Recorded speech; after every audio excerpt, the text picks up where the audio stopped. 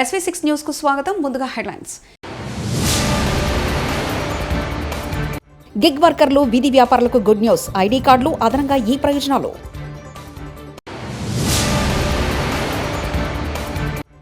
మంత్రులతో సీఎం రేవంత్ రెడ్డి కీలక సమావేశం.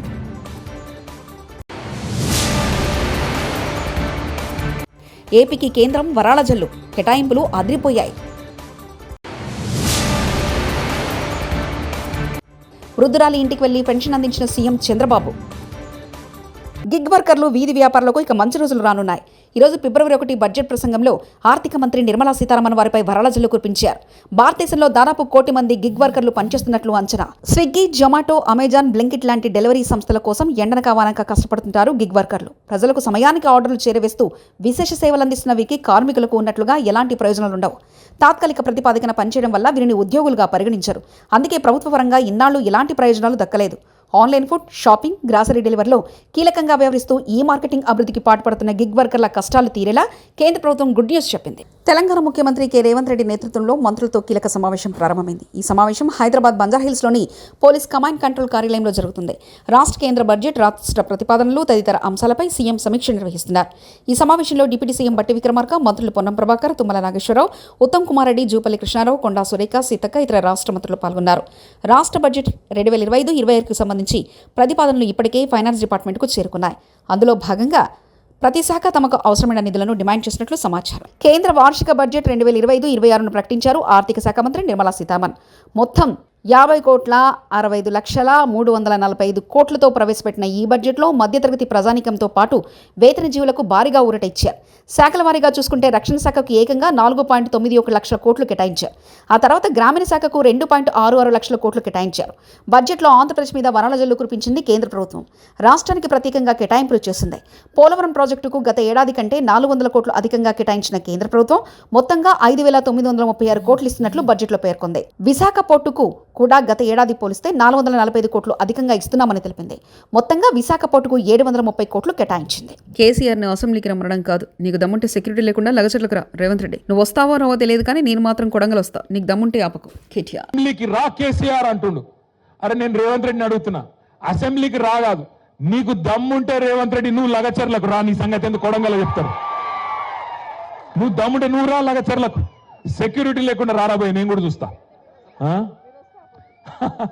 ఎక్క అంటుంది పక్కకెళ్ళి. నువ్వు వస్తావా రావో నాకు తెలియదు కానీ నేను మాత్రం పక్కా కొడంగల్కి వస్తా, తొందరలోనే వస్తా. నీకు దమ్ముంటే ఆపకు. మళ్ళీ ఇట్లా నేను చెప్తున్నాడు ఇంకొక అబద్ధం. రాష్ట్రంలో రైతు కూలీలందరికీ 12,000 రూపాయలు ఇచ్చేసిండట. ఈ తాండాలో ఉండే రైతు కూలీలందరికీ వచ్చినాయి ఆ పైసలు. మొత్తం రాష్ట్రంలో ఉండే లక్షలాది మందికి 10 కోట్లు ఇచ్చిండు. కానీ అందరి ఖాతాలల్లో టకీమని 12,000 వేసేసినా అయిపోయింది అని చెప్పి నిన్న ముఖ్యమంత్రి గారు చెప్తా ఉన్నారు.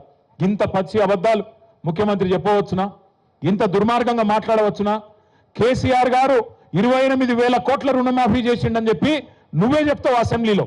మళ్ళీ నిన్న నువ్వే కేసీఆర్ 12,000 కోట్లే చేసిండని మళ్ళా అబద్ధం చెప్తాడు.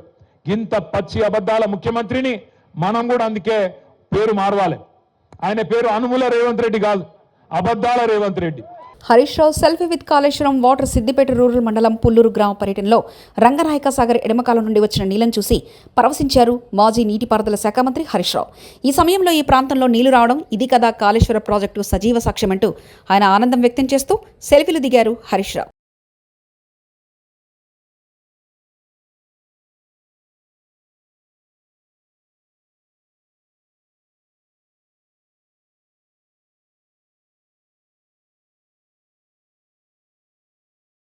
Revanth Reddy attention decreasing disorder అనే వ్యాధి వచ్చింది.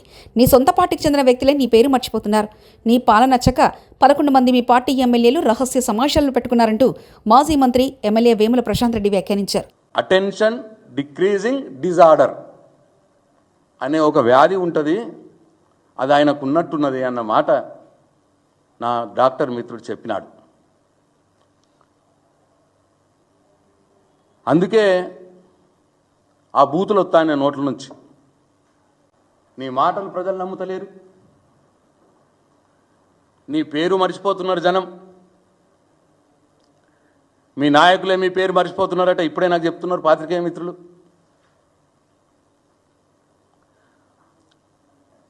నువ్వు వస్తే ఏవో మంత్రులు కూడా కుర్చీలోకి వెళ్ళి ఎత్తలేరు, గౌరవం దొరుకుతలేదు నీకు. ప్రజలేమో మైకు పెట్టంగానే వినరాని భాషలో తిడుతూ ఉన్నారు. ఇంకో పక్క నీ మీద నమ్మకం పోయి నిన్ననే ఓ 11 మంది ఎమ్మెల్యేలట, మీ కాంగ్రెస్ పార్టీ ఎమ్మెల్యేలే గ్రూపులు పెట్టుకొని మీటింగ్లు పెట్టుకుంటున్నారు. ఇట్లా ఇవన్నీ జరగడం చూసి మళ్ళా దాని మీద దేని మీద రోగులతో కొట్టినట్టు నువ్వు పెట్టిన సర్వేలనే నీకు 30%, కేసీఆర్కు 70% వచ్చుడు. ఇవన్నిటి వల్ల నీలో ఆందోళన పెరిగిపోతా ఉన్నది రేవంత్ రెడ్డి. ఆంధ్రప్రదేశ్లో పెన్షన్ల పండుగ మొదలైంది. వృద్ధులు, వితంతులకు ప్రభుత్వం 1వ తేదీనే పెన్షన్లు అందించింది. అన్నమయ్య జిల్లా రాయచోటిలో ముఖ్యమంత్రి చంద్రబాబు పర్యటించారు. ఓ వృద్ధురాలి ఇంటికి వెళ్లి స్వయంగా పెన్షన్ అందించారు. ఆమె సమస్యలు అడిగి తెలుసుకున్నారు. ఆమెకు ఇల్లు నిర్మించి ఇస్తానంటూ ఆయన హామీ ఇచ్చారు.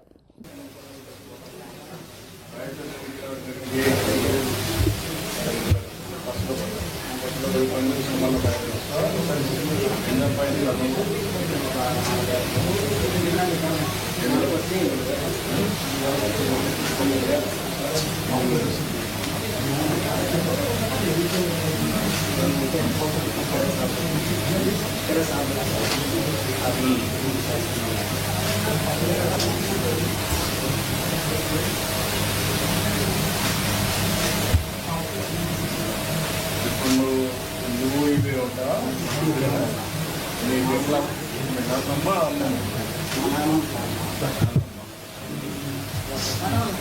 మనవాడు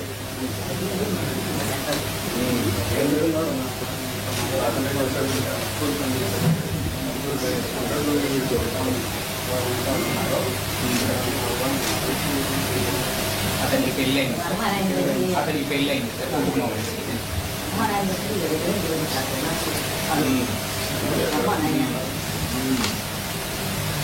ఎట్లా చనిపోయారు, ఎట్లా చనిపోయారు?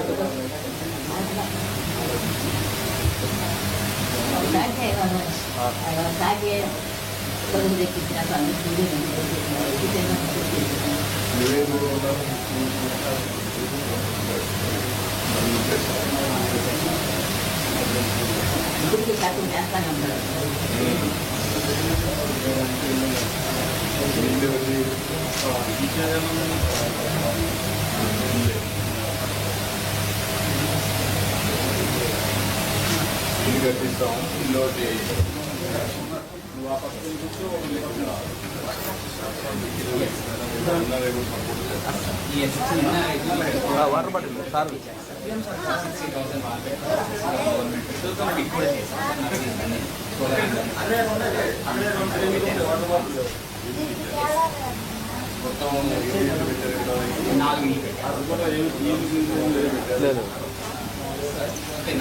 లేదమ్మా చెప్పేస్తాం స్టేజ్ మీద తీసుకురావాలి కదా.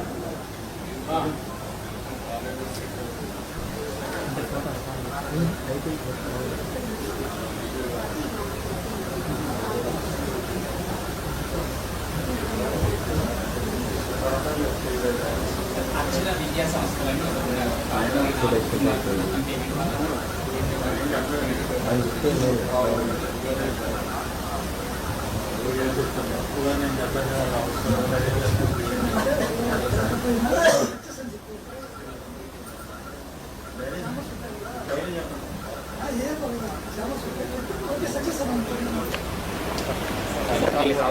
రెడీ చేసి it is value of 10 lakhs. Okay, ఇంటి జాగా ఇస్తారమ్మా నీకు, ఇంటి జాగా ఇంటి స్థలం ఇస్తాం. ఇంటి స్థలం ఉంది, ఇస్తున్నారు. ఎంత ఇది 2 సెంట్ల 3 సెంట్లు 3 సెంట్లు ఇస్తున్నాం. ఇల్లు కూడా శాంక్షన్ చేసాం. ఇల్లు కూడా కట్టిస్తారు. దాన్ని ఎన్ని రోజులు కంప్లీట్ చేస్తారు? మనం కొత్తది 4,30,000 ఉంది కదా సార్, ఆ శాంక్షన్ చేస్తాం. శాంక్షన్ చేయడమే కాకుండా కొంతమంది ఎన్ఆర్ఐ ఎవరు హెల్ప్ చేస్తున్నారు. ఎన్ని రోజులు పడుతుంది? How many days? Sir 3 months పడుతుంది.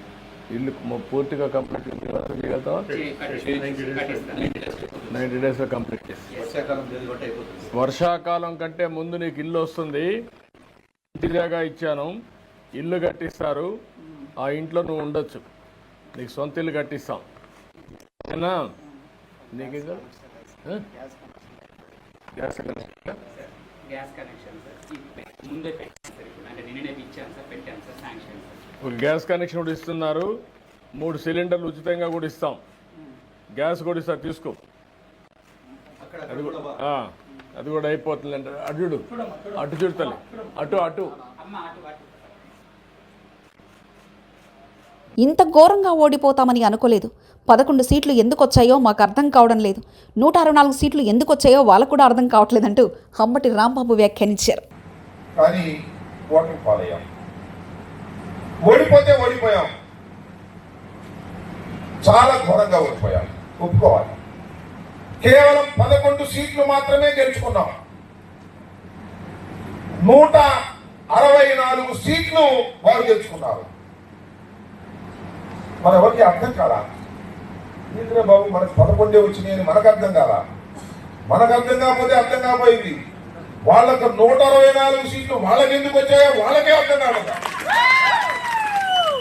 అంటే ఏం జరిగింది? 2-3 కలవడంతో బలం పెరిగిందా, లేక మనకు తెలియని వ్యతిరేకత ఏమైనా ఉన్నదా, లేక ఏదైనా మాయ జరిగిందా అనేటువంటి అనుమానాలు కోకొల్లలుగా మన మనసులో ఉన్నాయి. ఏది ఏమైనా ఓటమి పాలయ్యాం. గిగ్ వర్కర్లు, వీధి వ్యాపారులకు గుడ్ న్యూస్. ఐడి కార్డులు, అదనంగా ఈ ప్రయోజనాలు.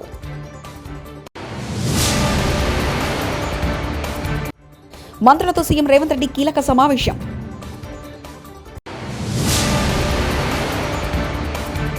ఏపీకి కేంద్రం వరాల జల్లు, కేటాయింపులు అదిరిపోయాయి.